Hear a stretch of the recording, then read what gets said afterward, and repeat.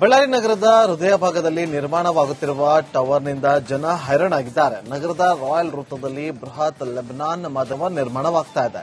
ಈ ಕುರಿತಾದ ವರದಿ ಇಲ್ಲಿದೆ.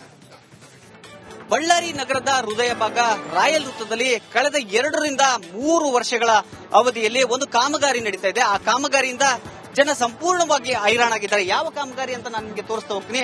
ಈ ದೃಶ್ಯದಲ್ಲಿ ನೀವು ನೋಡಬಹುದು, ಬಳ್ಳಾರಿಯ ಹೃದಯ ಭಾಗ ರಾಯಲ್ ವೃತ್ತದಲ್ಲಿ ಒಂದು ಕ್ಲಾಕ್ ಟವರ್ ಅನ್ನ ನಿರ್ಮಾಣ ಮಾಡ್ತಾ ಇರತಕ್ಕಂಥದ್ದು.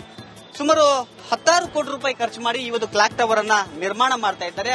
ಕಳೆದ 2 ರಿಂದ 3 ವರ್ಷದಿಂದ ಈ ಕ್ಲಾಕ್ ಟವರ್ ನಿರ್ಮಾಣ ಆಗ್ತಾ ಇದೆ. ಅಂದ್ರೆ ಕ್ಲಾಕ್ ಟವರ್ ಕಾಮಗಾರಿ ಸಂಪೂರ್ಣವಾಗಿದೆ. ಆದ್ರೆ ಅದರ ಸುತ್ತಮುತ್ತ ಜಾಯಿಂಟ್ ಆಗಿರ್ತಕ್ಕಂಥ ರಸ್ತೆಗಳ ನಿರ್ಮಾಣ ಆಗ್ತಾ ಇದೆ. ಸರ್ಕಲ್ ನ ನವೀಕರಣ ಮಾಡ್ತಾ ಇದ್ದಾರೆ.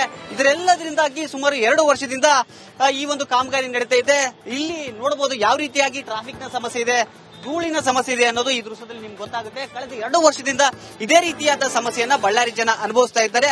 ಆದ್ರೆ ಈ ಒಂದು ಕಾಮಗಾರಿಗೆ ಅಥವಾ ಈ ಒಂದು ಕೆಲಸಕ್ಕೆ ವೇಗವನ್ನ ಕೊಡೋದಕ್ಕೆ ಜನಪ್ರತಿನಿಧಿಗಳು, ಅಧಿಕಾರಿಗಳು ಮುಂದಾಗ್ತಿಲ್ಲ ಅನ್ನುವ ಆಕ್ರೋಶ ಬಳ್ಳಾರಿ ಜನರಿಂದ ವ್ಯಕ್ತವಾಗ್ತಿದೆ. ಕ್ಯಾಮರಾ ಪರ್ಸನ್ ಸಿದ್ದು ಜೊತೆ ರೇಣುಕಾ ರಾಧ್ಯ, ರಿಪಬ್ಲಿಕ್ ಕನ್ನಡ, ಬಳ್ಳಾರಿ.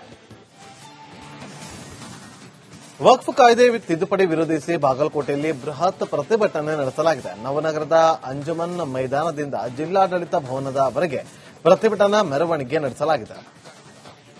ವಕ್ಫ್ ಕಾಯ್ದೆ ವಿರೋಧಿಸಿ ಈಗಾಗಲೇ ಬಾಗಲಕೋಟೆಯಲ್ಲಿ ಕೂಡ ಮುಸ್ಲಿಂ ವಿವಿಧ ಸಂಘಟನೆಗಳಿಂದ ಬೃಹತ್ ಪ್ರತಿಭಟನೆ ನಡೀತಾ ಇದೆ. ನಾವೀಗ ದೇಶದಲ್ಲೇ ತೋರಿಸ್ತಾ ಇದ್ದೀವಿ.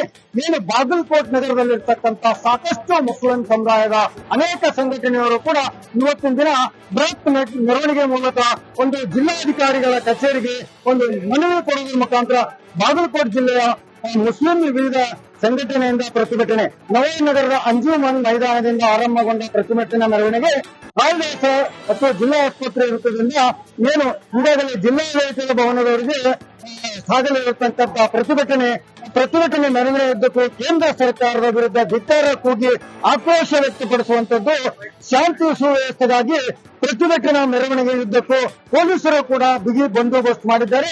ಸಾಕಷ್ಟು ಈ ಒಂದು ಸಂಘಟನೆಯಲ್ಲಿ ಕೂಡ ಬಹಳ ಜನರು ಸೇರಿ ಒಂದು ಪ್ರತಿಭಟನೆ ಮೆರವಣಿಗೆಯಲ್ಲಿ ಸಾಗ್ತಾ ಇದ್ದಾರೆ. ಬಾಗಲಕೋಟೆಯಿಂದ ಸಿದ್ದು ರುದ್ರಗಾಮಿ, ರಿಪಬ್ಲಿಕ್ ಕನ್ನಡ, ಬಾಗಲಕೋಟೆ. ಒಂದಲ್ಲ ಎರಡಲ್ಲ ಬರೋಬ್ಬರಿ 24 ಹೋಂಡಾ ಆಕ್ಟಿವಾ ಕದ್ದ ಕದೀಮ ಅಂಧರಾಗಿದ್ದಾನೆ. ಮಾಸ್ಟರ್ ಕೀ ಬಳಸಿ 24 ದ್ವಿಚಕ್ರ ವಾಹನ ಕದ್ದ ಆರೋಪಿಯನ್ನ ಪೊಲೀಸರು ಬಂಧಿಸಿದ್ದಾರೆ.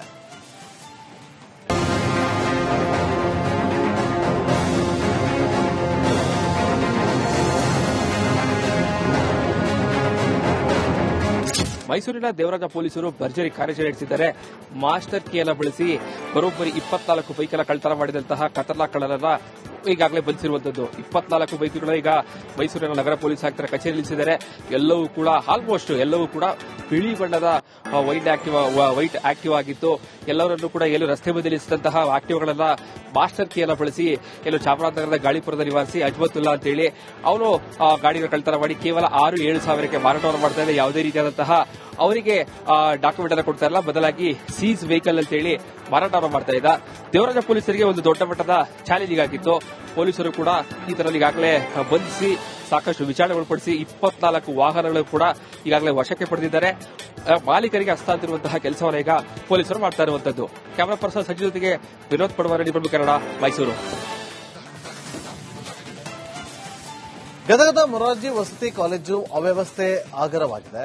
2 ವರ್ಷವಾದರೂ ಸೈನ್ಸ್ ವಿದ್ಯಾರ್ಥಿಗಳಿಗೆ ಪ್ರಯೋಗಾಲಯದ ಭಾಗ್ಯವಿಲ್ಲ. ಈ ಕುರಿತಾಗಿ ನಮ್ಮ ಪ್ರತಿನಿಧಿ ಕೊಟ್ಟಿರುವ ವರದಿ ಇಲ್ಲಿದೆ ನೋಡಿ. ಅಲ್ಪಸಂಖ್ಯಾತ ಇಲಾಖೆಯ ಮುರಾರ್ಜಿ ವಸತಿ ಶಾಲೆ ಸಂಪೂರ್ಣವಾಗಿ ಅವ್ಯವಸ್ಥೆಯ ಆಗರವಾಗಿದೆ. ಇವಾಗ ನಾವು ಮುರಾರ್ಜಿ ವಸತಿ ಶಾಲೆಯಲ್ಲಿದ್ದೇವೆ. ಇಲ್ಲಿ ನಾವು ದೃಶ್ಯದಲ್ಲಿ ಕೂಡ ನೋಡ್ತಾ ಇರಬಹುದು, ಏನು ಫಸ್ಟ್ ಪಿಯುಸಿ ಮತ್ತು ಸೆಕೆಂಡ್ ಪಿಯುಸಿ ಸೈನ್ಸ್ಗೆ ಸಂಬಂಧಪಟ್ಟಂತ ಲ್ಯಾಬ್ ಏನಿದೆ, ಇದು ಸಂಪೂರ್ಣವಾಗಿ ಯಾವುದೇ ವಸ್ತುಗಳು ಕೂಡ ಇಲ್ಲ. ಇಲ್ಲಿ ನಾವು ಲ್ಯಾಬ್ ಒಳಗಡೆ ಇದ್ದೇವೆ. ಇಲ್ಲ ನೋಡ್ತಾ ಇರಬಹುದು ಯಾವ ರೀತಿ ಅವ್ಯವಸ್ಥೆ ಆಗಿದೆ ಅಂದ್ರೆ ಯಾವುದೇ ಸಾಮಗ್ರಿಗಳಿಲ್ಲ. ಇವರು ಆ ಪ್ರಾಕ್ಟಿಕಲ್ ಯಾವ ರೀತಿ ಮಾಡ್ಬೇಕಂತ ಹೇಳಿ ಅಂತೂ ಕೂಡ ಪ್ರಶ್ನೆ ಆಗಿ ಕಾಡುತ್ತೆ. ಯಾಕಂತಂದ್ರೆ ಇಲ್ಲಿರುವಂತಹ ಇದು ಲ್ಯಾಬ್ ನಲ್ಲಿ ಯಾವುದೇ ವಸ್ತುಗಳು ಕೂಡ ಇಲ್ಲ. ಇಲ್ಲಿ ನಾವು ನೋಡ್ತಾ ಇರಬಹುದು, ಇಲ್ಲಿ ಬೆಡ್ಗಳನ್ನು ಹಾಕಿಟ್ಟಿದ್ದಾರೆ. ಇದು ಒಂದು ಲ್ಯಾಬಿನ ಸಾಮಗ್ರಿಗಳು ಕೂಡ ಇಲ್ಲಿ ಈ ರೀತಿ ಹಾಕಿಟ್ಟಿದ್ದಾರೆ. ಇವನು ಕೂಡ ಓಪನ್ ಕೂಡ ಮಾಡಿಲ್ಲ. ಇಲ್ಲಿಯ ಮಕ್ಕಳು ಯಾವ ರೀತಿ ಅಭ್ಯಾಸ ಮಾಡಬೇಕಂದ್ರೆ ಇದನ್ನು ನೋಡಿದ್ರೆ ಗೊತ್ತಾಗುತ್ತೆ. ಅಷ್ಟೊಂದು ಅವ್ಯವಸ್ಥೆ ಆಗರವಾಗಿದೆ. ಲ್ಯಾಬ್ ಇಲ್ಲದಕ್ಕೆ ಯಾವುದೇ ರೀತಿಯಿಂದ ಅವರು ಪ್ರಾಕ್ಟಿಕಲ್ ಆಗಿ ವರ್ಕ್ ಮಾಡ್ತಾ ಇಲ್ಲ. ಕೇವಲ ಪಾಠಗಳನ್ನು ಮಾತ್ರ ಕೇಳುವಂತಹ ಪರಿಸ್ಥಿತಿ ನಿರ್ಮಾಣವಾಗಿದೆ. ಹೀಗಾಗಿ ಒಂದು ಸಮರ್ಪಕವಾದ ಲ್ಯಾಬ್ ಮಾಡಿಕೊಡ್ಬೇಕಂತೇಳಿ ಒತ್ತಾಯ ಮಾಡ್ತಾ ಇದ್ದಾರೆ. ಈ ಹಿಂದೆನೂ ಕೂಡ ಸಾಕಷ್ಟು ಹೋರಾಟ ಮಾಡಿದ್ರು ಕೂಡ ಯಾರೂ ಕ್ರಮ ಕೈಗೊಂಡಿಲ್ಲ. ಹೀಗಾಗಿ ನಮಗೆ ಇನ್ನಾದರೂ ಸರ್ಕಾರ ಎಚ್ಚೆತ್ತುಕೊಂಡು ಸಮರ್ಪಕವಾದ ಲ್ಯಾಬ್ ಅನ್ನು ಕಲ್ಪಿಸಿಕೊಡಬೇಕಾಗಿದೆ. ಕ್ಯಾಮರಾಮ್ಯಾನ್ ಮಂಜುನಾಥ್ ಜೊತೆ ಮಂಜು ಪತ್ತಾರ್, ರಿಪಬ್ಲಿಕ್ ಕನ್ನಡ, ಗದಗ್. ಪಿರಿಯಾಪಟ್ಟಣದಲ್ಲಿ ಕಾವೇರಿ ನದಿಗೆ ಅಡ್ಡಲಾಗಿ ನಿರ್ಮಿಸಿದ ತೂಗು ಸೇತುವೆಯ ಗ್ರಿಲ್ ರಾಡ್ಗಳು ಎದ್ದು ಬಿದ್ದಿದೆ. ದಿನನಿತ್ಯ 2 ಜಿಲ್ಲೆಯ ಸಾವಿರಾರು ಜನರು ಸಂಚಾರ ಮಾಡುತ್ತಿದ್ದಾರೆ. ಆದರೆ ಇದರ ಅವ್ಯವಸ್ಥೆ ಕೇಳೋರಿಲ್ಲ. ರಿಪೋರ್ಟ್ ನೋಡಿ. ಕೊಡಗು ಜಿಲ್ಲೆಯ ಕುಶಾಲನಗರ ತಾಲೂಕಿನ ಕಣಿವೆಯಲ್ಲಿ ಕಾವೇರಿ ನದಿಗೆ ಒಂದು ತೂಗು ಸೇತುವೆ ನಿರ್ಮಾಣ ಮಾಡಲಾಗಿದೆ. ಆ ತೂಗು ಸೇತುವೆ ಸಂಪೂರ್ಣವಾಗಿ ಶಿಥಿಲಾವಸ್ಥೆಯಲ್ಲಿ ಇರುವಂತದ್ದು. ನಾವೀಗ ಅದೇ ತೂಗು ಸೇತುವೆ ಮೇಲೆ ಇದ್ದೇವೆ. ಇದು ಈ ಕಡೆ ಹೋದ್ರೆ ಪಿರಿಯಾಪಟ್ಟಣ ತಾಲೂಕು, ಈ ಕಡೆ ಬಂದ್ರೆ ನಮ್ಮ ಕೊಡಗು ಜಿಲ್ಲೆಯ ಕುಶಾಲನಗರ ತಾಲೂಕು. ಎರಡು ಜಿಲ್ಲೆಗೆ ಸಂಪರ್ಕ ಕಲ್ಪಿಸುತ್ತೆ ಈ ಸೇತುವೆ. ದಿನನಿತ್ಯ 100 ಜನ ಓಡಾಡುವಂತ ಜಾಗ ಇದು. 2018-19 ಏನು ದೊಡ್ಡ ಮಟ್ಟದ ಪ್ರಕೃತಿ ವಿಕೋಪ ಆಯಿತು, ಆವಾಗ ಸಂಪೂರ್ಣವಾಗಿ ಈ ಮುಳುಗಡೆ ಆಗಿತ್ತು. ಆವಾಗ ಸಂಪೂರ್ಣವಾಗಿ ಕಿತ್ತೋಗಿರುವಂತ, ಅಲ್ಲಿಂದ ಇಲ್ಲಿವರೆಗೆ ಕೂಡ ಇದನ್ನು ಸರಿಪಡಿಸುವಂತ ಗೋಜಿಗೆ ಹೋಗಿಲ್ಲ. ಯಾವ ರೀತಿ ಇದೆ ಅಂದ್ರೆ ಈ ರೀತಿ ನೋಡಿ, ಈ ಕಡೆ ಇಲ್ಲಿ ರಾಡ್ ಇದೆ, ಈ ಕಡೆ ಸಂಪೂರ್ಣವಾಗಿ ರಾಡ್ ಇದೆ, ಇದು ಮಾಡಿದ್ದಾರೆ. ಆದ್ರೆ ಈ ಕಡೆ ರಾಡ್ ಎಲ್ಲ ಕಿತ್ತೋಗಿದೆ. ಈ ಕಡೆ ಬರೀ ನೆಟ್ ಮಾತ್ರ ಕಾಣ್ತಾ ಇದೆ, ಈ ಕಡೆ ಎಲ್ಲ ಕಿತ್ತೋಗಿರುವಂತದ್ದು. ಮತ್ತೆ ಇಲ್ಲಿ ಗ್ರಿಲ್ಸ್ ಅನ್ನು ಹಾಕಿದ್ದಾರೆ ಸೈಡ್ ಇಂದ. ಗ್ರಿಲ್ಸ್ ಕೂಡ ಸಂಪೂರ್ಣವಾಗಿ ಬೆಂಡ್ ಆಗಿದೆ ಇಲ್ಲಿ. ಮತ್ತೆ ಕೆಳಗಡೆ ರಾಡ್ ಕೂಡ ನೇತಾಕೊಂಡಿರುವಂತದ್ದು ಇಲ್ಲಿ ಈ ಕಡೆ ಕಾಣ್ತಾ ಇದೆ. 2010 ನಿರ್ಮಾಣವಾಗಿರುವಂತದ್ದು, ಸುಮಾರು 15 ವರ್ಷ ಆಗಿದೆ. ನಂತರ ಇದನ್ನ ಯಾವ್ದು ದುರಸ್ತಿ ಮಾಡುವಂತ ಕೆಲಸಕ್ಕೆ ಹೋಗಿಲ್ಲ. ಆದ್ರಿಂದ ಆದಷ್ಟು ಬೇಗ ಮೊದಲು ಹೇಗೆ ಇತ್ತು ಅದೇ ರೀತಿ ಮಾಡಿಕೊಡಿ ಅಂತ ಹೇಳಿ ಜನತೆ ಆಗ್ರಹ ಮಾಡ್ತಾ ಇದ್ದಾರೆ. ಕ್ಯಾಮರಾ ಪರ್ಸನ್ ದಿವಾಕರ್ ಜೊತೆ ಅನುಕಾರ್ಯಪ್ಪ, ರಿಪಬ್ಲಿಕ್ ಕನ್ನಡ, ಕೊಡಗು. ಚಿಕ್ಕಮಗಳೂರು ಮುಡಿಗೆರೆ ರಾಷ್ಟ್ರೀಯ ಹೆದ್ದಾರಿಗೆ ಗುರುತು ಮಾಡಲಾಗಿದ್ದು ಈಗಾಗಲೇ 3143 ಮರಗಳನ್ನು ಕಡಿಯಲು ಗುರುತು ಮಾಡಲಾಗಿದೆ. ಈ ಕುರಿತು ಪರಿಸರವಾದಿಗಳು ಆಕ್ರೋಶವನ್ನು ಹೊರಹಾಕ್ತಿದ್ದಾರೆ. ಕಾಫಿನಾಡು ಚಿಕ್ಕಮಗಳೂರಿನ ಮಲ್ನಾಡು ಭಾಗಗಳಲ್ಲಿ ಒಂದು ಆರೋಪ ಕೇಳಿಬಂದಿರುವಂತದ್ದು ಅಂದ್ರೆ ರಾಷ್ಟ್ರೀಯ ಹೆದ್ದಾರಿಯ ಹೆಸರಲ್ಲಿ ಮರಗಳ ಮಾರಣ ಹೋಮ ನಡೀತಾ ಇದೆ ಅನ್ನುವಂತ ಆರೋಪ ಕೂಡ ಕೇಳಿ ಬರ್ತಿತ್ತು. ಈಗ ಸದ್ಯಕ್ಕೀಗ ಅದೇ ಆರೋಪವನ್ನ ಪರಿಸರವಾದಿಗಳು ಮಾಡ್ತಾ ಇರುವಂತದ್ದು. ಅಂತ ರಾಷ್ಟ್ರೀಯ ಹೆದ್ದಾರಿ 173ರಲ್ಲಿ ಸುಮಾರು 3143 ಮರಗಳನ್ನ ಈಗ ಗುರುತು ಮಾಡಲಾಗಿದೆ ಅನ್ನುವಂಥದ್ದು ಈಗ ಅರಣ್ಯ ಇಲಾಖೆ ಸ್ಪಷ್ಟಪಡಿಸಿದೆ. ಹೀಗಾಗಿ ಪರಿಸರವಾದಿಗಳು ಮತ್ತೆ ಸ್ಥಳೀಯರು ಒಂದು ಆರೋಪ ಮಾಡ್ತಾರೆ. 100 ವರ್ಷಗಳ ಮರಗಳನ್ನ ಈಗ ಕಡಿತಲೆ ಮಾಡ್ತಿರೋದು ಎಷ್ಟು ಸರಿ ಅನ್ನುವಂಥ ಪ್ರಶ್ನೆ ಕೂಡ ಉದ್ಭವ ಆಗಿದೆ. ಈಗಾಗಲೇ ಚಿಕ್ಕಮಗಳೂರಿನಿಂದ ಇಲ್ಲಿ ಸುಮಾರು ಒಂದು 6 ಕಿಲೋಮೀಟರ್ ಏನು ಮುಕ್ತಿಹಳ್ಳಿವರೆಗೂ ಕೂಡ ರಾಷ್ಟ್ರೀಯ ಹೆದ್ದಾರಿಯ ಫೋರ್ವೇ ಕೂಡ ಆಗಿದೆ. ಅಲ್ಲಿ ಏನು ವೆಲ್ಲಿಪುರಂನಿಂದ ಬೀಸಿರೋಡ್ಗೆ ಹೋಗುವಂತ ಹೈವೇಗೆ ಟಚ್ ಮಾಡುವಂತ ಹೆದ್ದಾರಿ 173. ಈಗ ಸದ್ಯಕ್ಕೆ 173 ಏನ್ ರಾಷ್ಟ್ರೀಯ ಹೆದ್ದಾರಿ ಇದೆ, ಅದರಲ್ಲಿ ಸುಮಾರು 3143 ಮರಗಳನ್ನ ಕಡಿತಲೆ ಮಾಡಕ್ಕೆ ಮುಂದಾಗಿರುವಂತದ್ದು ಕೆಲವೊಂದು ಜನ ಪರಿಸರವಾದಿಗಳ ಮತ್ತು ಸ್ಥಳೀಯರ ಕೂಡ ಅಸಮಾಧಾನಕ್ಕೆ ಕೂಡ ಕಾರಣವಾಗಿರುವಂತದ್ದು. ಚೇತನ್ ಪದ್ಮಶಾಲಿ, ರಿಪಬ್ಲಿಕ್ ಕನ್ನಡ, ಚಿಕ್ಕಮಗಳೂರು.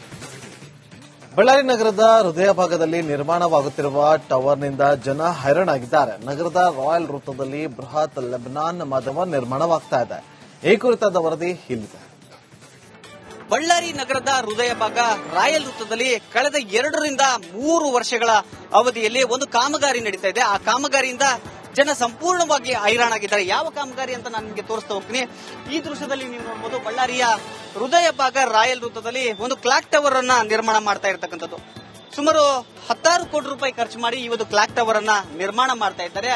ಕಳೆದ 2-3 ವರ್ಷದಿಂದ ಈ ಕ್ಲಾಕ್ ಟವರ್ ನಿರ್ಮಾಣ ಆಗ್ತಾ ಇದೆ. ಅಂದ್ರೆ ಕ್ಲಾಕ್ ಟವರ್ ಕಾಮಗಾರಿ ಸಂಪೂರ್ಣವಾಗಿದೆ. ಆದ್ರೆ ಅದರ ಸುತ್ತಮುತ್ತ ಜಾಯಿಂಟ್ ಆಗಿರ್ತಕ್ಕಂಥ ರಸ್ತೆಗಳ ನಿರ್ಮಾಣ ಆಗ್ತಾ ಇದೆ. ಸರ್ಕಲ್ ನ ನವೀಕರಣ ಮಾಡ್ತಾ ಇದ್ದಾರೆ. ಇದರೆಲ್ಲದರಿಂದಾಗಿ ಸುಮಾರು 2 ವರ್ಷದಿಂದ ಈ ಒಂದು ಕಾಮಗಾರಿ ನಡೀತಾ ಇದೆ. ಇಲ್ಲಿ ನೋಡಬಹುದು ಯಾವ ರೀತಿಯಾಗಿ ಟ್ರಾಫಿಕ್ ನ ಸಮಸ್ಯೆ ಇದೆ, ಧೂಳಿನ ಸಮಸ್ಯೆ ಇದೆ ಅನ್ನೋದು ಈ ದೃಶ್ಯದಲ್ಲಿ ನಿಮ್ಗೆ ಗೊತ್ತಾಗುತ್ತೆ. ಕಳೆದ 2 ವರ್ಷದಿಂದ ಇದೇ ರೀತಿಯಾದ ಸಮಸ್ಯೆಯನ್ನ ಬಳ್ಳಾರಿ ಜನ ಅನುಭವಿಸ್ತಾ ಇದ್ದಾರೆ. ಆದ್ರೆ ಈ ಒಂದು ಕಾಮಗಾರಿಗೆ ಅಥವಾ ಈ ಒಂದು ಕೆಲಸಕ್ಕೆ ವೇಗವನ್ನ ಕೊಡೋದಕ್ಕೆ ಜನಪ್ರತಿನಿಧಿಗಳು, ಅಧಿಕಾರಿಗಳು ಮುಂದಾಗ್ತಿಲ್ಲ ಅನ್ನುವ ಆಕ್ರೋಶ ಬಳ್ಳಾರಿ ಜನರಿಂದ ವ್ಯಕ್ತವಾಗ್ತಿದೆ. ಕ್ಯಾಮರಾ ಪರ್ಸನ್ ಸಿದ್ದು ಜೊತೆ ರೇಣುಕಾ ರಾಧ್ಯ, ರಿಪಬ್ಲಿಕ್ ಕನ್ನಡ, ಬಳ್ಳಾರಿ. ವಕ್ಫ್ ಕಾಯ್ದೆ ತಿದ್ದುಪಡಿ ವಿರೋಧಿಸಿ ಬಾಗಲಕೋಟೆಯಲ್ಲಿ ಬೃಹತ್ ಪ್ರತಿಭಟನೆ ನಡೆಸಲಾಗಿದೆ. ನವನಗರದ ಅಂಜುಮನ್ ಮೈದಾನದಿಂದ ಜಿಲ್ಲಾಡಳಿತ ಭವನದವರೆಗೆ ಪ್ರತಿಭಟನಾ ಮೆರವಣಿಗೆ ನಡೆಸಲಾಗಿದೆ. ವಕಫ್ ಕಾಯ್ದೆ ವಿರೋಧಿಸಿ ಈಗಾಗಲೇ ಬಾಗಲಕೋಟೆಯಲ್ಲಿ ಕೂಡ ಮುಸ್ಲಿಂ ವಿವಿಧ ಸಂಘಟನೆಗಳಿಂದ ಬೃಹತ್ ಪ್ರತಿಭಟನೆ ನಡೀತಾ ಇದೆ. ನಾವೀಗ ದೃಶ್ಯದಲ್ಲೇ ತೋರಿಸ್ತಾ ಇದ್ದೀವಿ. ಏನು ಬಾಗಲಕೋಟ್ ನಗರದಲ್ಲಿರ್ತಕ್ಕಂಥ ಸಾಕಷ್ಟು ಮುಸ್ಲಿಂ ಸಮುದಾಯದ ಅನೇಕ ಸಂಘಟನೆಯವರು ಕೂಡ ಇವತ್ತಿನ ದಿನ ಬೃಹತ್ ಮೆರವಣಿಗೆ ಮೂಲಕ ಒಂದು ಜಿಲ್ಲಾಧಿಕಾರಿಗಳ ಕಚೇರಿಗೆ ಒಂದು ಮನವಿ ಕೊಡುವುದರ ಮುಖಾಂತರ ಬಾಗಲಕೋಟ್ ಜಿಲ್ಲೆಯ ಮುಸ್ಲಿಂ ವಿವಿಧ ಸಂಘಟನೆಯಿಂದ ಪ್ರತಿಭಟನೆ ನವನಗರದ ಅಂಜುಮನ್ ಮೈದಾನದಿಂದ ಆರಂಭಗೊಂಡ ಪ್ರತಿಭಟನಾ ಮೆರವಣಿಗೆ ರಾಯದಾಸ ಅಥವಾ ಜಿಲ್ಲಾ ಆಸ್ಪತ್ರೆ ವೃತ್ತದಿಂದ ಏನು ಈಗಾಗಲೇ ಜಿಲ್ಲಾಡಳಿತದ ಭವನದವರೆಗೆ ಸಾಗಲಿರತಕ್ಕಂಥ ಪ್ರತಿಭಟನೆ ಮೆರವಣಿಗೆಯುದ್ದಕ್ಕೂ ಕೇಂದ್ರ ಸರ್ಕಾರದ ವಿರುದ್ಧ ಧಿಕ್ಕಾರ ಕೂಗಿ ಆಕ್ರೋಶ ವ್ಯಕ್ತಪಡಿಸುವಂತದ್ದು ಶಾಂತಿ ಸುವ್ಯವಸ್ಥೆಗಾಗಿ ಪ್ರತಿಭಟನಾ ಮೆರವಣಿಗೆಯುದ್ದಕ್ಕೂ ಪೊಲೀಸರು ಕೂಡ ಬಿಗಿ ಬಂದೋಬಸ್ತ್ ಮಾಡಿದ್ದಾರೆ. ಸಾಕಷ್ಟು ಈ ಒಂದು ಸಂಘಟನೆಯಲ್ಲಿ ಕೂಡ ಬಹಳ ಜನರು ಸೇರಿ ಒಂದು ಪ್ರತಿಭಟನೆ ಮೆರವಣಿಗೆಯಲ್ಲಿ ಸಾಗ್ತಾ ಇದ್ದಾರೆ. ಬಾಗಲಕೋಟೆಯಿಂದ ಸಿದ್ದು ರಿಪಬ್ಲಿಕ್ ಕನ್ನಡ, ಬಾಗಲಕೋಟೆ. ಒಂದಲ್ಲ ಎರಡಲ್ಲ ಬರೋಬ್ಬರಿ 24 ಹೋಂಡಾ ಆಕ್ಟಿವಾ ಕದ್ದ ಕದೀಮ ಅಂಧರಾಗಿದ್ದಾನೆ. ಮಾಸ್ಟರ್ ಕೀ ಬಳಸಿ 24 ದ್ವಿಚಕ್ರ ವಾಹನ ಕದ್ದ ಆರೋಪಿಯನ್ನ ಪೊಲೀಸರು ಬಂಧಿಸಿದ್ದಾರೆ.